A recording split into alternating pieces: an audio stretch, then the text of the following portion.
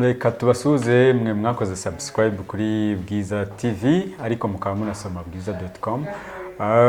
Ye ni umunsi n'ubundi wo kuwa mbere tariki ya 11 z'ukwa 9 2023.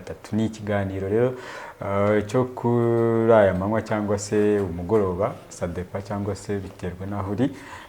Aya makuru na makuru abagiye agezweho ariko nanone mu kiganiro isanzure.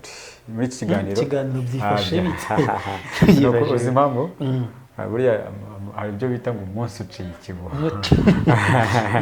Umunsi uciye ikibu. So ni ikiganiro n'ubundi byifashe bite ariko n'ubundi na makuru abagiye agezweho yako kanya.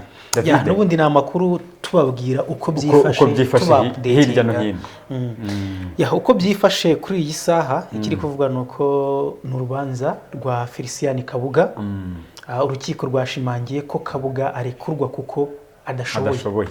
Ibyo nibyo tugiye kugarukaho. Ikindi turaza kugaruka ku mirwano yahuje ingabo za FARDC n'iza Sudani y'Epfo aho zarasaniye ku mupaka muri Hot Uwele. Turibuze kubigarukaho.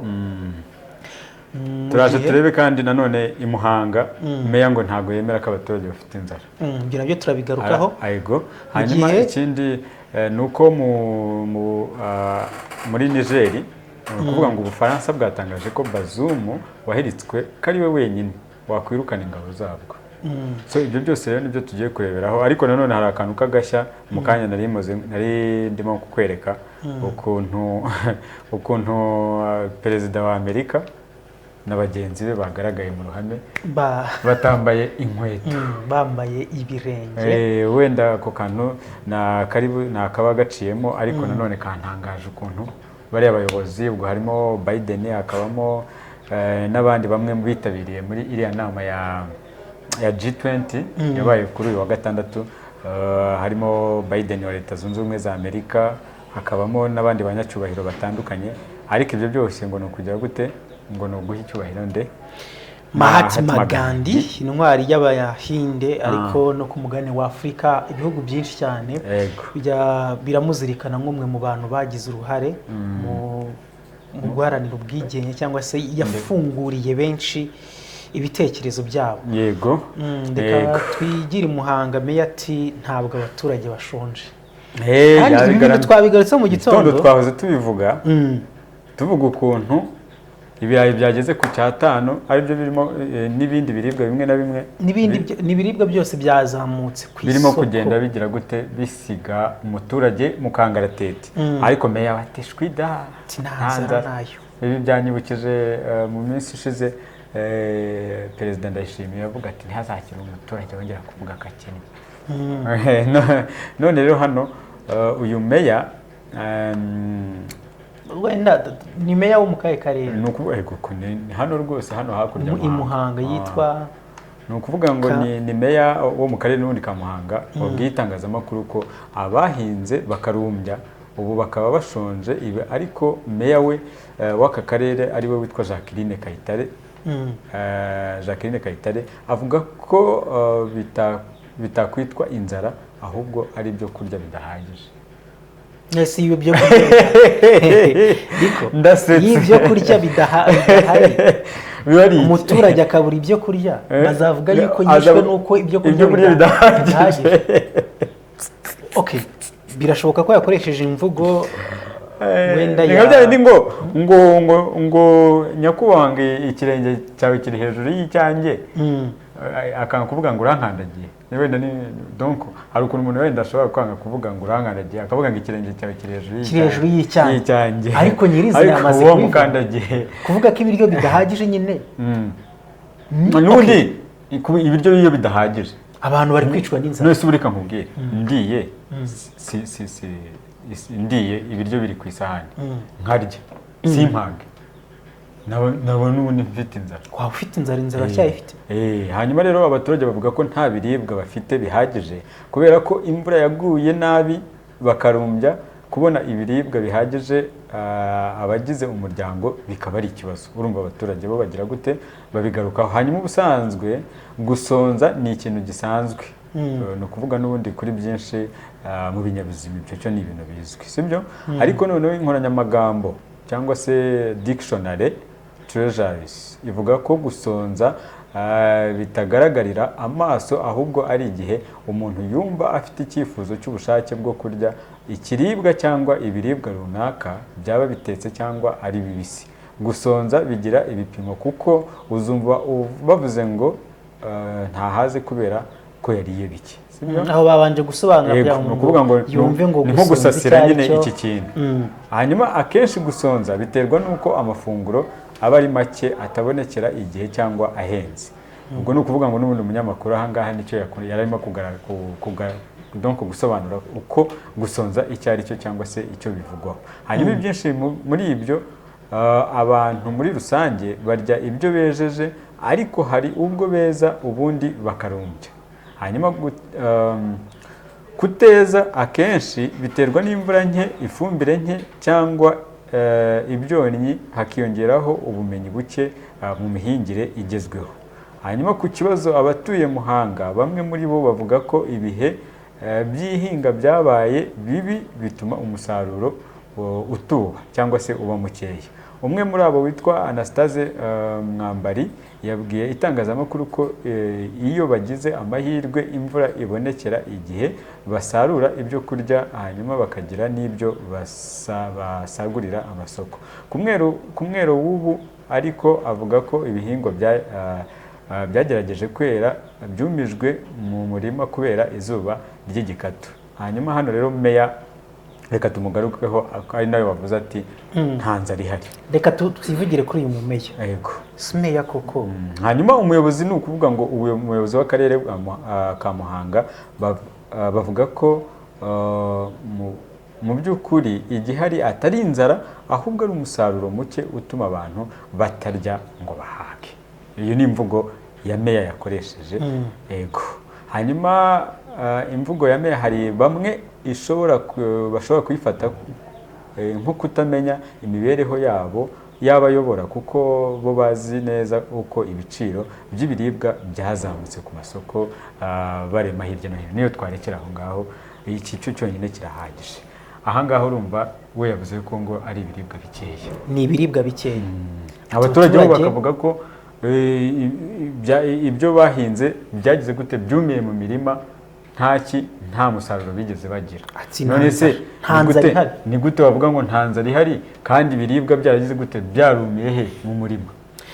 Meya arimo gukora ikintu cya contradiction, arimo kwicontracta.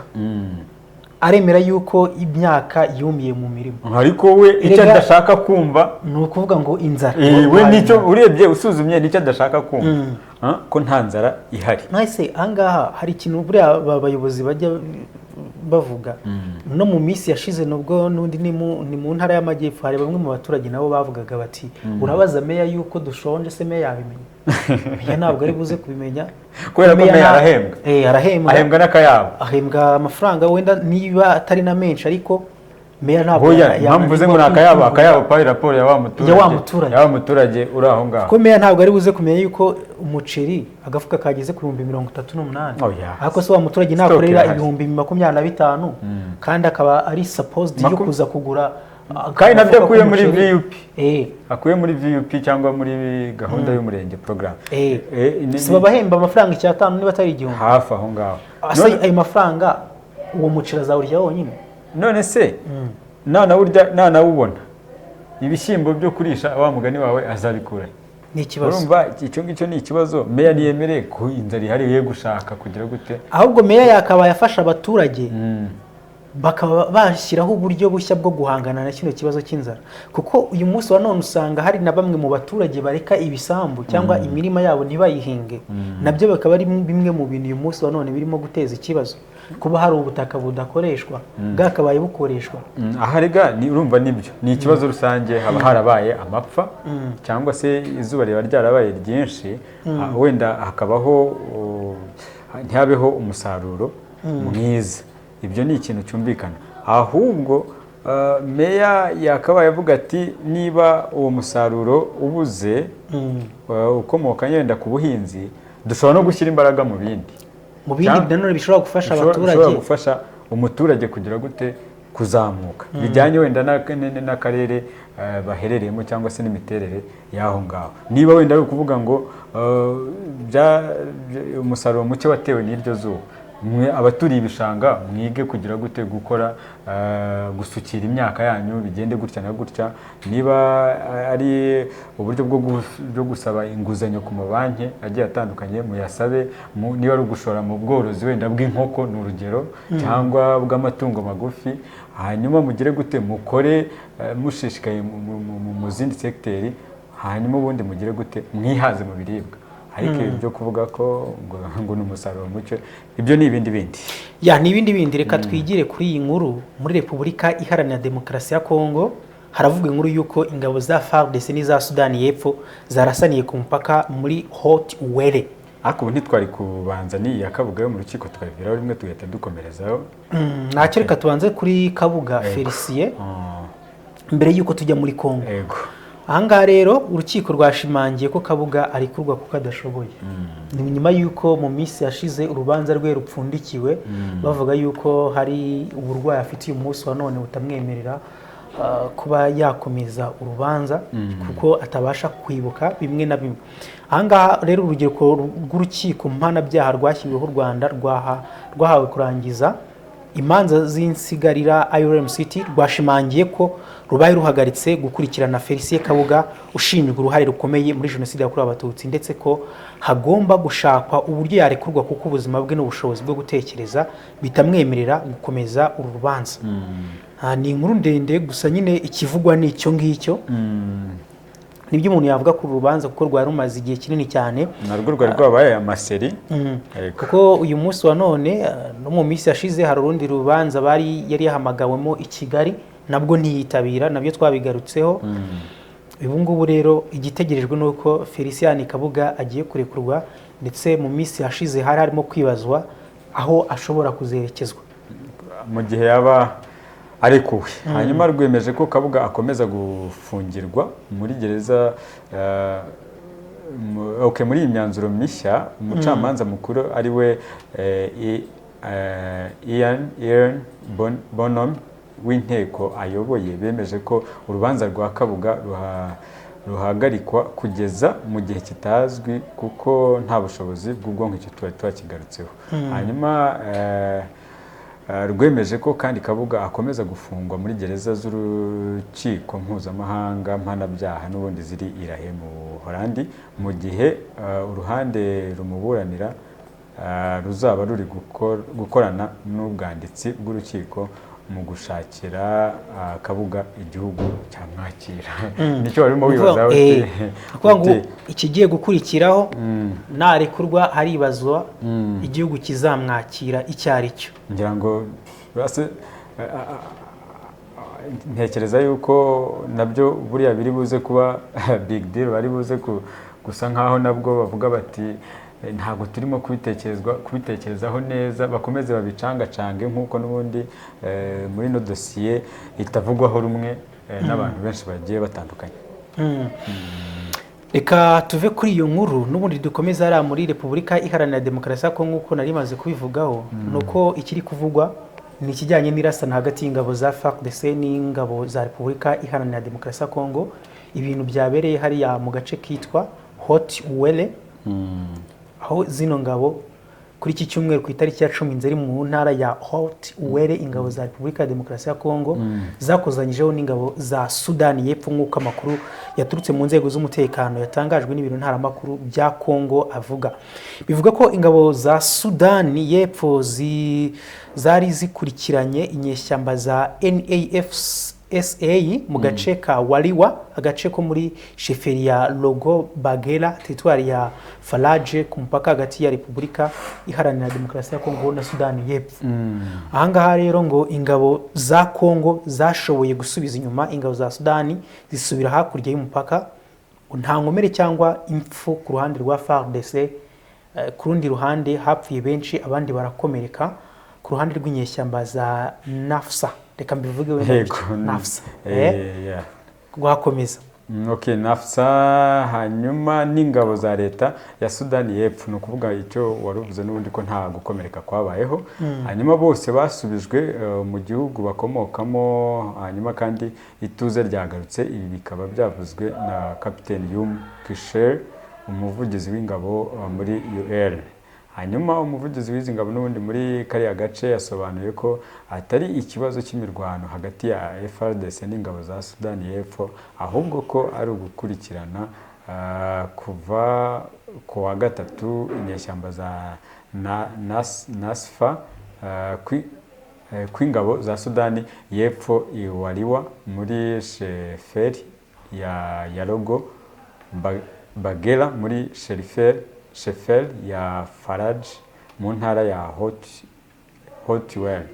Hanyuma kwateje urujijo hakabaho gukozanyaho. Hanyuma kuva mu mwaka wa 2020 bivugwa ko ingabo za Sudani y'Epfo zagiye zikorera ibikorwa inshuro nyinshi ku butaka bwa Kongo. Societe civile muri iyi ntambara isobanura ko uko gucengera kw'izi ngabo za Sudani y'Epfo gutera no kuba leta itagenzura umupaka uhuza DRC na Sudani y'Epfo. Irasaba ko hakongerwa ubugenzuzi bwa gisirikare ku mipaka. Nguko nibivugwa mu gihe noneho muri Niger Ubufaransa bwatangaje ko Bazoum wahiritswe ari we wenyine wakwirukana ingabo zabwo. N'ufite ububasha. Ni mu gihe muri iyi minsi hashize igihe ingabo z'Ubufaransa ziri muri Niger zisabwa kuba zavuye ku butaka, kuko urabyibuka na ambasaderi w'Ubufaransa nawe yari yasabwe guhita ava ku butaka bwa Niger, ariko ntiyahava, agumya kwanga. Rero ubu ngubu ikiri kuvugwa nuko ahangaha Ubufaransa rero nabwo buvuga buti uretse Mohamed Bazoum ni wenyine ufite ubwo bubasha. Ni mu gihe n'ubundi ubuyobozi bwagiyeho cyangwa se bwahiritse Bazoum bwari bwafatiye ku gahanga ambasaderi w'Ubufaransa muri cyo gihugu bamuhereza amasaha make kugira ngo ave kuri buriya butaka. Ibyo byajyaniye rimwe n'ubundi n'izo ngabo bashakaga n'ubundi kugira gute kohereza, ariko none Ubufaransa bwahatanze umuco baravuga buti nta wundi muntu wemewe. Ubwo ni ukuvuga ngo none se Bazoum arazirukana ari hehe? Ubwo ni ukuvuga ngo mbese ni nko waba wampaye akazi uri boss wanjye, hanyuma hakaza undi mukozi mugenzi wanjye cyangwa se akavuga ngo aranyirukanye. Wowe uranyirukana wampaye akazi. Nicyo barimo hari icyo bashaka gusobanura. Hanyuma rero ubundi se ubu ngubu bazirukanye byagenda gute? Muri wakwaka bishoboka ko wenda Ubufaransa bwahita bujya mu ntambara noneho, kuko ariko nanone reka tubiha amaso, kuko Ubufaransa ni kimwe mu bihugu n'ubundi byavuze yuko bihaye Mohamed Bazoum yuko agomba kuba yagarurwa ku butegetsi. Na ubwo babwiraga Abdurrahman Chiani wari umaze gukora coup d'etat, bavuga bati Mohamed Bazoum niwe perezida wa Niger, niwe tuzi kandi agomba gusubira ku butegetsi. Ibyo byose byarabaye, turategereza uyu munsi wa none Abdurrahman Chiani nabo ayoboye bashyizeho guverinoma, bashyizeho ubutegetsi, mu gihe Mohamed Bazoum nawe ari aho ngaho nyine ahafungiwe. Ahangaha rero leta ariko urabona kuki batarekuye Bazoum nawe ngo yidegembye? Bafite ubwoba ko yahita yongera akaba perezida. Urabona ari bongo baramurekuye nta kibazo, yemerewe no kujya hanze. Nabyo nibyo kuvuza induru niba cyagiye yavugaga ko ngo abantu bavuza induru make noise niho barayimekinzaga, ari cyo cyatumye bamurekura. Ariko kuva bamurekura umutaramu rwose nta kintu yivugira rwose, nta kintu wavuga. Ubonye uwigendeye amahoro urumva wajya kuvuga iki? Ariko hari uwo ushobora kurekura kuri akongera akarikoroza akavuga ati burya ngewe ntago ari uko nguko bagira gute banyirukana. Bamurekuye akavuga ati ngewe cya mbere cyo mfite wenda banshyigikiye, mfite systeme yanjye, mfite bagashaka bo hacya, akavuga ati reka nze ahubwo noneho bacaneho umuriro. Ahangaha n'ahandi usanga ukuri mu bitugu. Hariya muri Gabo bivugwa yuko uyu ari Bongo yahiritswe n'ubundi n'Abafaransa, ndetse bikaba ko yari yagiye muri systeme anglophone yabakatiye. Byose ni ibyagiye bivugwa.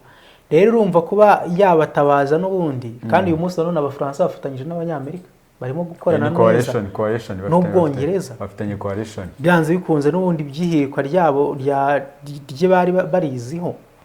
Ahangaha rero Ubufaransa, ibi byatangajwe na perezida w'Ubufaransa Emmanuel Macron kuri wa 10 Nzeri 2023 ubwo yari mu kiganiro n'abanyamakuru cyakurikiye inama y'ihuriro rya G20 rigizwe n'ibihugu byateye imbere. Perezida Macron yasubizaga ku itegeko ry'aba basirikare bayobora Niger by'agateganyo birukanye ingabo z'Ubufaransa zikanga kuva muri iki gihugu bijyanye nuko butemera abahiritse ubutegetsi. Yagize ati ingabo z'Ubufaransa zageze ku butaka bwa Niger bisabwe na Niger kandi turiyo kugira ngo turwanye iterabwoba kandi twabisabwe na Niger. Perezida Bazoum wagiyeho mu buryo bwubarije demokarasi, guverinoma ye n'inteko ishinga amategeko. Macron yakomeje ati ihirikwa ry'ubutegetsi ryabaye muri Nyakanga ryatumye perezida watowe mu buryo bwa demokarasi bwa demokarasi agirwa imbohe. Ubufaransa buraryamagana bugasaba ko perezida Bazoum arekurwa hagasubizwaho gahunda y'itegeko nshinga kandi ntabwo duha agaciro ibitangazwa n'abahiritse ubutegetsi. Mu gihe perezida Bazoum atarekuye ubutegetsi tugize ingabo tuvanayo twabikora ku busabe bwe tugakorana. Hanyuma perezida w'Ubufaransa yagize ati si abayobozi bagize perezida imbohe yerekana ko nta mikoranire igihugu ayoboye cyagirana nabo cyangwa ngo cyubahirize ubusabe bwose bakigezaho mu gihe bagiye ku butegetsi mu buryo bunyuranyije n'amategeko. Ahangaha urumva nicyo yasobanuraga ko n'ubundi bagiyeho mu buryo bunyuranyije n'amategeko, ntabwo ari bo babahaye akazi cyangwa se ntabwo ari bo bafitanye nabo imikoranire, ahubwo bo bakoze, we avuga ko buriya bakoze nk'amabara. We ntabwo yemera ko bariya bagiye ku butegetsi bagiyeho mu buryo bwiza kandi n'ubundi kubona ko deta igitangazwa Ubufaransa n'ubundi bwagiye bukomeza buvuga ko budashyigikiye iri hirikwa rya Bazoum. Ntabwo bwashyigikiye iryo hirikwa ry'ubutegetsi bwe. Aha rero tukareba koko niba Niger n'ubundi izabirukana cyangwa se niba Ubufaransa buzakomeza bukavuga buti twarakabye nta muntu wagira gute icyo ufashe ntukarekure. Nibivugwa ndumva nibyo ngibyo rero twari dufite, ariko nanone ya nkuru y'umuhanga ndi kubona ku mbuga nkoranyambaga n'ibindi bitangazamakuru bigiye bitandukanye barimo kugenda babigarukaho. Noneho hari ahandi nabonye bavuga bati abaturage ntibashonje, meya wa Muhanga rwose yabyivugiye. Meya wa Muhanga abaturage ntibashonje ati ntago bashonje rwose. Nawe n'ahandi yagiye ndabona bari kugenda babigarukaho cyane. Turaza gukomeza turebe uko bimeze. So rero reka dusoreze hano David, aya makuru yaragezweho cyangwa se update twari dufite, n'ubundi nakagaruka umunsi ku munsi tugenda tuyabagezaho. Twebwe icyo tutazakora ni ukubima amakuru, ntabwo tuzahwema kuyatangaza. So mujye mudushyigikira, mukore subscribe, share na like kuri Bwiza TV, ndetse munasome bwiza.com, ikinyamakuru kibaha amakuru nyayo kandi asesenguye. So reka tubashimire rero David bakoze kubana natwe.